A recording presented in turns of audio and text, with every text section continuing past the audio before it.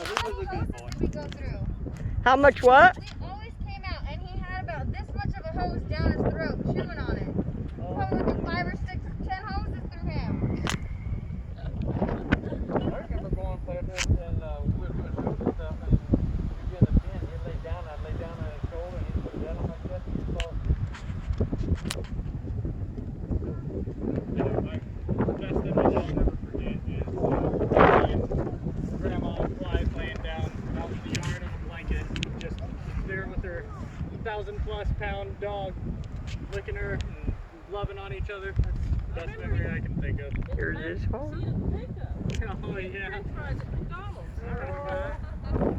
press car, we asked them, can we get some french fries that fell on the floor? You know, we're taking our buffalo to Los Angeles for Pet Store, and he loves french fries, and they thought we were playing. They made him a whole fresh batch of hot, salty, crispy french fries.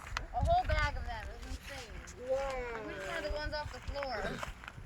He liked snacks. We were just out to see Doc here, a day or so ago, and we had the calf with us, and we showed him a picture. Hey, look, we had the calf in the back of the truck, and she was sitting down on her butt and laying into my lap, and Doc said, "Let me see." He looked at the picture, said, "Wow, that just reminds me of Clyde when he came home." Yep.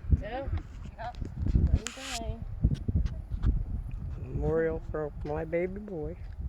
Well, I know that he had a better life here than he would have ever had where he came from, because nobody would have cared for him the way she did. Yeah, this was better than mine, right? We know that Jack has a couple good memories of him. Yeah, I've known Clyde since he was just a few weeks old. We've all worked at the base, Lynn and Libby and myself, they worked together. And I get a phone call in my office one day, and my wife says, "You need to come down to my office and see Peter." I never Forgot about it. I go in there, buffalo sitting on the couch. We got to be buddies. I watched him grow. I had the distinct honor whenever they went anywhere. I got chosen to feed their 30+ animals. And sometimes Clyde was here, sometimes he was along with me. The story Lynn wanted me to tell is I came out here one morning to feed the horses, my horses. And I went to his little feeding area. Well, his grain tray was about 20 foot out in the pasture. And he liked to drag it out there, but he was about 30 foot down. I said, I'd get in there and get that feed down and bring it up. I undid that gate, and like that, he was on it.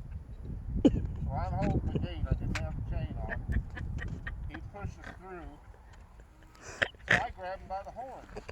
And if anybody remembers, Clyde did not like the horn to be touched. No. Well, I'm holding this 1,500-pound buffalo, and he's pushing me across the grass.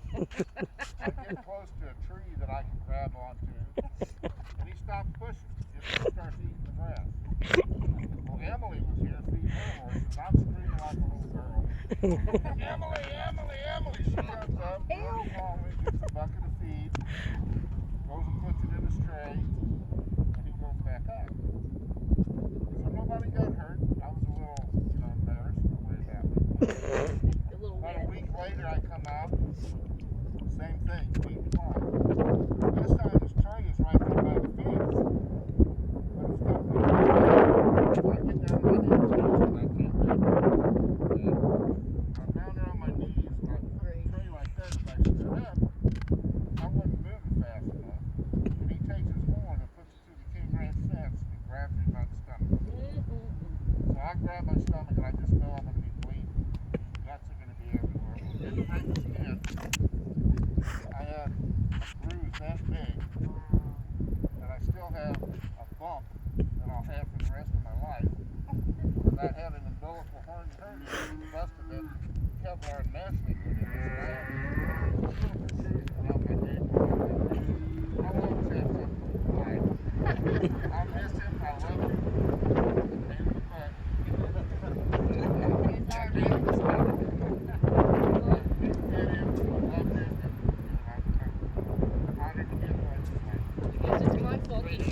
It's my fault he got castrated too. Yes. Think of it. Sorry, Clyde. Yeah. Well, you should have come out here and chased you. It made you a better guy, I'm just saying. I kept telling her when she kept putting him in her lap and this, that, and you're gonna regret that one of these days. And I said, no, no, So sweet. he's my baby.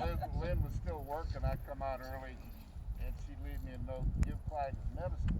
Well, you take a banana in the peel, cut either end off, slit it, take 12 sulfur pills, stick them in there, shove it in his mouth, and he'd eat the peel and all. Oreo cookies. Oreo cookies.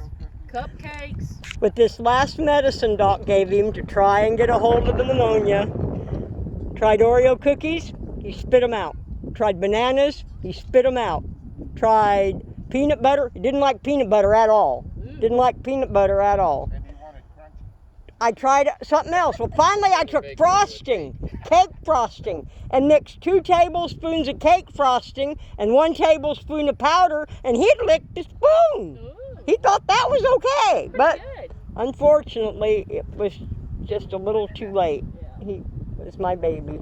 Like I said, Doc said his lung damage was just too great to withstand it when he was getting nosebleeds every day and couldn't breathe, and his tongue was hanging out of his mouth 2 or 3, 4 inches, and he was gagging and trying so hard to breathe. It broke my heart. He was not meant to live like that ever. You know, he was smaller than a lot of bison, right? We saw so many when we were up at Yellowstone, and I mean, they're just so massive. And he was smaller than every single one of them. But it didn't matter how small he was still huge. And whatever Clyde wanted to do, Clyde was going to do it. And one story just on that, I've only told a couple of y'all. I never said it because I really didn't want Lynn to find out. But Oh, wait till you hear this one. no, so one day I opened the gate over there in the other pasture, and I didn't think anything of it. He was a little ways off. And, well, next thing you know, he's up on the gate. Next thing you know, he's through the gate. I didn't have a second to close it. It didn't matter. So now I got to figure out how to get this 1,500 pound Clyde back in his pasture before Lynn gets home. And I played hell, I tell you. I did everything I possibly could. 2x6s and grain buckets and the whip and anything. It didn't matter. He wasn't having it. So I got this bright idea. I grabbed my Chevy 2500, nice big decent truck, and I went and I hooked up to the horse trailer. And I said, well, man, if I just swing around and he's got 2 fences and a truck and a trailer and an open gate, he's got to go in the pasture. It's the only way he can go. Now he can put his head and shoulder down and push my dang truck out of the way, and that's just what he did.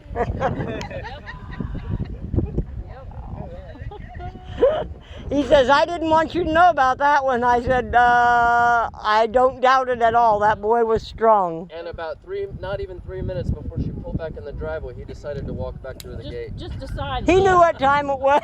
Mama's coming home. I don't want her to get mad at me. Your vehicle's coming down the road. Yep. James, do you have a story about Clyde? One of the girls has a story. They were on the trampoline and he tried to get up on the trampoline with them. Which one? I don't remember that. I do remember one time there were people coming out here to talk to us. They wanted to have a birthday party here or something.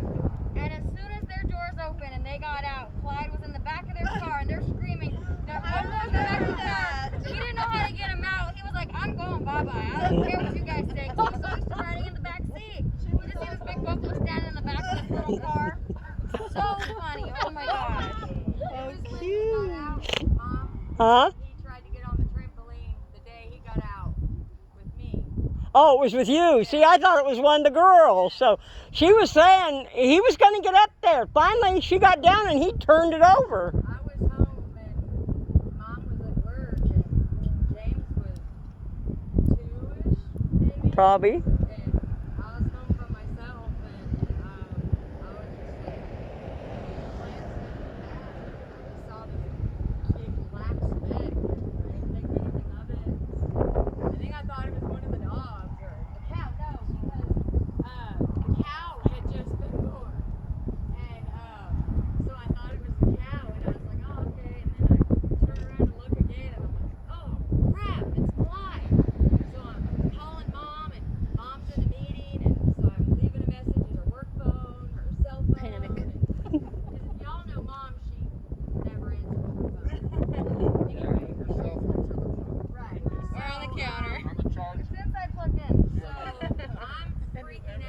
if you know Clyde, It's he me. wants to come in the house because learn how to open the door. So I'm thinking, oh my God, Clyde's gonna come in the house, and I have James, and he's little bitty, and I don't know what to do. So I'm telling James, stay right here, don't move, don't do anything. And so I go get Oreos out of the cabinet, and there's only like 5. Not enough Oreos. So That's the truth. I'm guiding Clyde, and I'm like, come on. Well, he stops at the trampoline, and he's trying to get on the trampoline, and I'm hollering at him, get down, no, you're not getting up there. And so I guide him a little bit more, and I get him to the gate, and I get him in the gate, and it's my last Oreo, and his big tongue flings out, and he sucks that Oreo out of my hand, and I think I'm about to close the gate, and nope, he turns around and walks back out in the field. I'm like, are you kidding me? And then right then, Mom pulls in the driveway. But, I mean, never called me back, but here she comes, pulled in the driveway, and I'm like, oh my God. Jay, what's your story? Before I take off, because I got to get back to work, but the one that I remember most with Clyde was,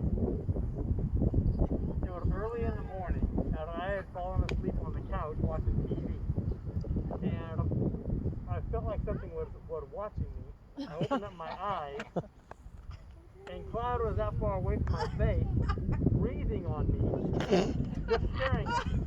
So when he walked in, because he opened up the door, he walked around everything, never touched anything, walked around everything, and stared at me until I got up. And I told him, go outside, go outside. He wouldn't go outside. I said, are you hungry? But he just looked at me. I said, okay, let's go eat breakfast. And as soon as I said, let's go eat breakfast, he turned around, walked outside, like, what nothing. We walked over, got him some food, I put him in his hand, he was perfectly happy. Some boy came and opened the door just to say, hey, I'm hungry, you're sleeping in, let's go get some food. I was like, are you kidding It's me? my breakfast time. Excuse me. I didn't eat. That was why we had to change the doorknob, because he learned how to open the door and kept wanting to walk in the house. It was those long ones that would just You just pull down. He learned to get his horn back there, pulled it down, walked in the house. So we changed to round ones. Yeah, the day he ate 75 pounds of grain. I thought he was going to die, and the vet said, put him in the pasture and don't give him nothing but water. He said, don't give him nothing. I said, okay. And then one day Doc says, how much will he eat if you give it to him? I said, all I give him, he'll eat. That boy's big. Mom, I was just telling Uncle Jack, I was like, remember that one time, like, we literally had just went and bought, bye Jay. We Bye, just Jay. went and bought all the cubes and stuff, and he knocked it over and ate the whole thing, and I had called Uncle Jack. Do you remember that? Mhm. He had, like, just knocked it over and ate it all, and I'm like, And who's going to go in there and you're not going to go in there and grab him and lead him out. He don't want to go. People said, why'd you quit taking him to parades? I said, well, we would be going this way, and Clyde might decide to take a detour this way before we went that way. I said, so it was easier than him stepping on somebody or walking across somebody or running into the street or so. Ran out of feed or cubes, you could always give them the violets off of your trailer. Oh, yeah, he liked those. They're she delicious. was not electrocuted, I'll never understand. I understand those are delicious, according to my animals too. Yeah, I've heard animals love the copper wiring. They love it. I don't know why, but they love it. When he was probably a few months old, it was dark out here, and we were we put the wood down over the cattle guard, and I remember you screamed so loud, and you were terrified, and you just see this buffalo come running down the driveway. He thought something happened to you, he came back. He was walking off the property like, I'm gonna go. Just went across the cattle guard. You learned how to walk across it. He would just step on each one right across the cattle guard. That's what happens when you teach a buffalo where their back feet I are. guess. Yes, Jack. The funniest thing during Christmas or whenever they'd have something delivered, he had that warning buffalo. And I've seen the delivery man stop and throw packages over Over the fence. They won't bring up there because they actually thought that buffalo Was in the yard. It was like, what? Can't say I blame them. I mean, Remember when he still had to run in the backyard? He's playing with his tire. oh, I remember that. Oh, and got his head He was out stuck. there playing with his tire, and he got his head stuck in there, and he couldn't figure out how to get it out. He was just sitting there put the tire on his head. We walk out. Well, what are you doing, you crazy? He loves babies.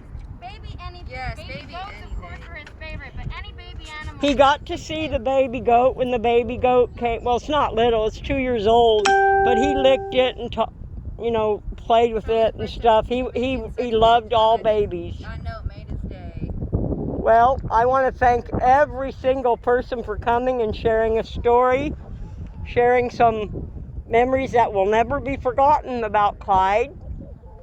And he's been known all over. He's Pet Star, the Road to Pet Star, the Country Fried Home video where he peed on my rug in the living room. And they said, "Oh, do you want to put something down in there?" "Oh, no, he never wets when he comes in here. Never." Lynn would not call it pee. She said he wheedled. Wheedled, That's what I said on TV. I said, "Oh, he wheedled." And they left that in to air on TV. And wife swap, that he was my baby, I tell you. Steve Harvey show, Steve Harvey was scared to death of him. Steve Harvey is scared of animals, folks.